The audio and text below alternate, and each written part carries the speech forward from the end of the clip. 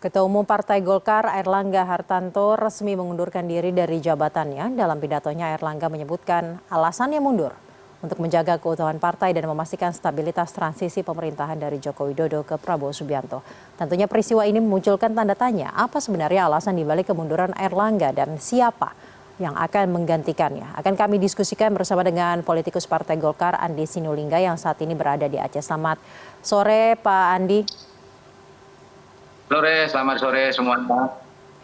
Pak Andi, alasannya adalah untuk menjaga soliditas. Itu ada pada pidato di kalimat pertama di pembukaan pidato Pak Airlangga. Sebelumnya tadi kita juga dengarkan bersama bahwa soliditas lagi-lagi disebutkan menjadi alasan yang sahih mengapa Pak Airlangga mundur. Apa Pak soliditas di Golkar? Apakah ada keretakan atau seperti apa hingga untuk menjaga soliditas Pak Airlangga harus mundur? Gini ya kalau kita lihat latar belakang Partai Golkar, partai ini memang lebih dewasa dalam berkonflik ya. Itu bisa kita lihat rekam jejaknya itu. Nah sehingga kalau terjadi hal-hal seperti ini, itu sebenarnya bukan sesuatu yang aneh bagi Golkar. Apalagi kalau kita lihat dari pidato Pak Airlangga tadi disampaikan oleh Pak Doli ya, dengan kata soliditas itu. Jadi yang penting bagi Golkar adalah konsolidasi partai berjalan, dan hari ini kita lihat bagaimana terjadi lompatan penambahan kursi dari 85 jadi 102 kursi, dan itu bagus sekali ya.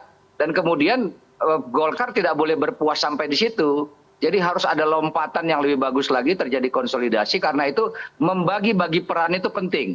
Nah tadi disampaikan oleh Pak Doli, pembagian peran, Pak Airlangga ingin fokus menangani persoalan ekonomi negara. Republik kita ini ada persoalan ekonomi yang menurut hemat kami itu persoalan yang perlu perhatian khusus untuk bisa kita keluar dari katakanlah ekonomi yang melambat. Itu keluar. Jadi karena itu perlu treatment khusus, dan Pak Airlangga ingin fokus dia di sana. Nah karena itu berbagi peran dengan teman-teman yang lain, karena Golkar memang sejatinya tidak pernah kurang stok kepemimpinan di tubuh partai ini. Siapa aja siap sebenarnya, sepanjang konsensusnya dilakukan bersama-sama dengan catatan demi keutuhan partai, dan kita punya pengalaman di masa lalu terjadi konflik ya yang terbuka di publik. Dan itu bukan tidak baik bagi Partai Golkar, tapi juga tidak baik bagi kesinambungan politik ke depan. Berarti saat ini juga sedang ada konflik internal ya Pak Andi? Itu sesuatu yang perlu kita apresiasi itu. Baik, berarti sekarang juga sedang ada konflik internal dan solusi konsensusnya adalah dengan Pak Airlangga mundur? Ya konflik itu nggak bisa kita hindari, di dalam keluarga aja ada konflik kan. Konflik itu kan terjadi ketika ada interaksi kepentingan yang berbeda.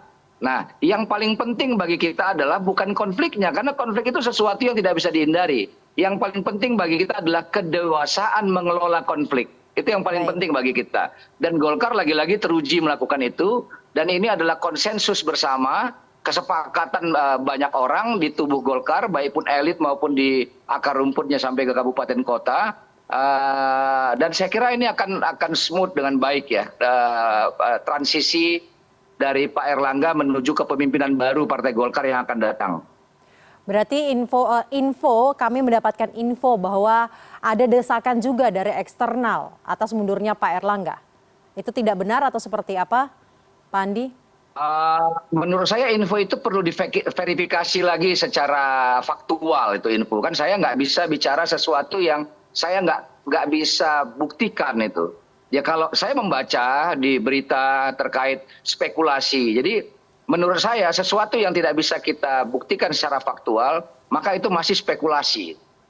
Baik, masih spekulasi. Siapa Pak yang rencananya akan menggantikan Pak Airlangga? Nama-nama yang kemudian muncul, baik di internal Golkar siapa saja? Nama-nama yang muncul itu banyak sekali yang saya dengar ya. Ada nama Pak Agus Gumiwang, ada nama Pak Bambang Susatyo, ada nama Pak Bahlil, ada nama Pak Ridwan Hisam. Banyak sekali nama-nama yang beredar, yang berkembang, yang siap itu. Tapi nanti kan kita lihat itu. Nah, kita lihat suasananya ini dalam proses kontestasi ke depan itu, nanti kalau misalnya katakanlah pergantian kepemimpinan itu pertama dilakukan dulu secara teknis melalui pleno, diputuskan di pleno, dirapimnaskan, siapa PLT-nya, dan kemudian PLT menyelenggarakan Munas. Nanti Munas memilih ketua umum definitif kan. Nanti arus besarnya itu nanti akan terlihat di publik. Walaupun kalau misalnya sesama internal kader kita tahu yang saya sudah sampaikan di beberapa media bahwa aspirasinya itu memang menguat kepada Pak Bahlil gitu. Pak Bahlil, Munas akan diselenggarakan kapan rencananya? Nah itu nanti teman-teman di DPP nanti yang menentukan. Kan tahapannya itu setelah ini pasti ada rapat pleno dan teman-teman di DPP nanti yang menentukan rapat pleno dan mereka yang menentukan nanti kapan dilaksanakan Munas. Baru disahkan di Rapimnas, baru Munas bisa diselenggarakan. Jadi masih ada tahapan-tahapannya. Apakah nama Kahar Muzakir juga ada dalam list, Pak? Ada, nama itu juga beredar, sayup-sayup kita dengar, nama itu beredar. Saya hanya menyampaikan apa yang saya dengar ya, terhadap aspirasi yang berkembang terkait yang saya mendengar langsung bahwa suara-suara yang menghendaki Pak Bahlil itu. Jadi dari akar rumputnya Golkar paling banyak nama Bahlil Lahadalia? Yang saya dengar begitu, walaupun ada apa namanya figur-figur lain yang menurut saya juga cakap gitu ya, seperti Pak Agus Gumiwang, seperti Pak Bambang Susatyo yang menurut saya juga tidak kalah cakap dalam kepemimpinan. Tapi kan ini bukan semata-mata soal kecakapan, soal semata-mata kapasitas, karena kalau kapasitas semua relatif berimbang sama. Tapi juga kan terkait dengan aspirasi yang berkembang nanti di arena Munas. Dan di situ nanti terejawantahkan siapa yang paling dominan ya pilihan-pilihan dewan-dewan pengurus untuk memimpin mereka 5 tahun ke depan. Tadi yang saya katakan Pak Bahlil itu yang saya dengar itu. Baik, kami juga mendengar ada selebaran nama Gibran Rakabuming Raka. Tanggapannya, Pak? Oh, saya kira itu akan sulit ya. Kenapa akan sulit?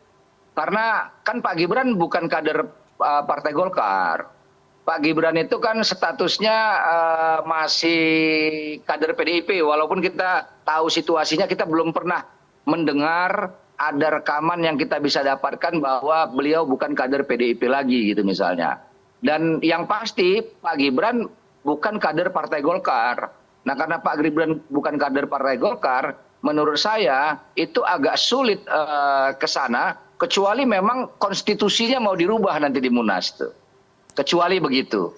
Ada kemungkinan mengubah konstitusi dalam Munas? Dalam Munas apa aja bisa terjadi, termasuk merubah konstitusi apa saja bisa terjadi kan. Tapi kalau yang saya dengar aspirasinya kecenderungannya tidak ke arah situ gitu. Tidak mengubah konstitusi? Bukan tidak mengubah konstitusi, tidak mengarah kepada sosok yang disebutkan tadi itu. Baik, Pak, ini sebentar lagi pilkada. Mengapa saat ini pilihan momentumnya? Tidak masalah. Jadi pilkada itu punya mekanismenya sendiri. Itu nanti yang dewan-dewan pimpinan daerah itu punya mekanismenya sendiri. Yang tentukan masyarakat di daerah itu tidak akan ada masalah yang jangankan sangat serius. Masalah serius pun tidak ada terkait kontestasi pilkada itu. Itu sesuatu yang tidak berhubung, tidak koheren itu. Sehingga tidak akan mengganggu nama-nama yang sudah diusung oleh Partai Golkar? Saya kira tidak. Kalau Pak Erlangga sudah legowo mundur dan sudah dia sampaikan dengan beberapa narasi yang dia sampaikan itu dengan ekspresi wajah yang bisa kita lihat sama-sama, beliau terlihat happy menurut pandangan saya kira semua hal-hal yang terkait untuk soliditas partai, kepentingan partai, saya kira sudah dibicarakan semua itu. Baik, sehingga yang paling penting adalah soliditas partai. Kemudian saya juga mau bertanya mengenai salah satu alasannya lagi untuk memastikan stabilitas transisi dan berfokus kepada pekerjaannya sebagai menteri. Kenapa baru sekarang, Pak? Mau berfokus ya menurut saya menteri. baik juga. Jadi kalau memang Golkar kan komitmennya secara institusi jelas ya, mengawal pemerintahan Pak Jokowi dan mengawal pemerintahan Pak Prabowo Gibran besok itu. Nah karena itu semakin cepat proses konsolidasi internal Partai Golkar ini semakin baik. Nah sehingga ketika Pak Prabowo sudah dilantik nanti maka Golkar sudah siap bekerja. Bukankah lebih kuat jika Pak Erlangga tetap sebagai ketua umum atau ada hitungan lain, Pak?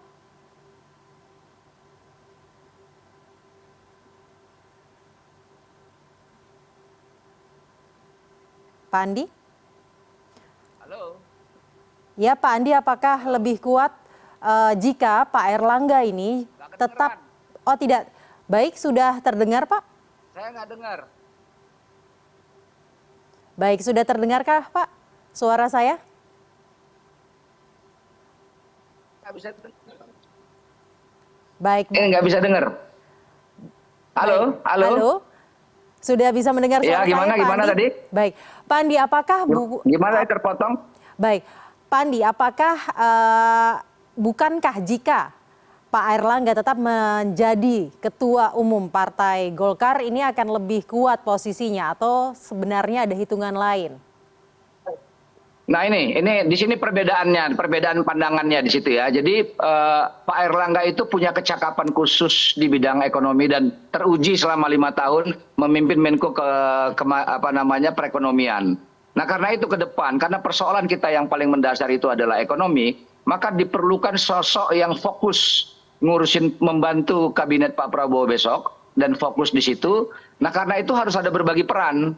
Nah peran-peran konsolidasi partai, pertama terkait konsolidasi internal sampai ke akar rumput. Yang kedua terkait konsolidasi untuk melakukan pengawalan terhadap pemerintahan Pak Prabowo besok, sehingga program-program yang dijanjikan oleh Pak Prabowo itu bisa terdeliver dengan baik, khususnya di program-program ekonomi, karena di situ stressing point-nya itu. Apakah itu artinya Pak Erlangga akan tetap pada posisinya sebagai Menteri Ekonomi saat ini pada saat Prabowo Subianto resmi dilantik, Pak? Keinginan Partai Golkar begitu, keinginan Partai Golkar untuk tetap Pak Erlangga diberikan porsi sebagai Menko Perekonomian membantu Pak Prabowo. Tapi kan tetap Pak Prabowo yang punya hak prerogatif. Kita hanya menyampaikan keinginan kita gitu. Baik, berarti keinginan tersebut sudah disampaikan ya Pak ya?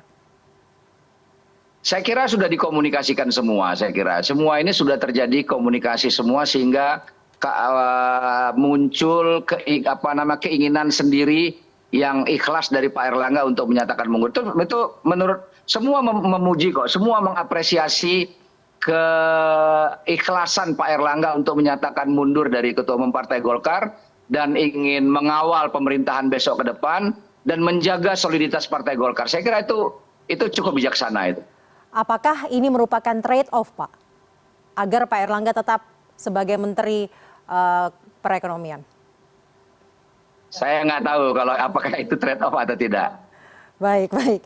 Terima kasih Pak Andi Sinulinga telah meluangkan waktunya bersama kami di CNN Indonesia Newsroom pada sore hari ini. Ya, sama-sama.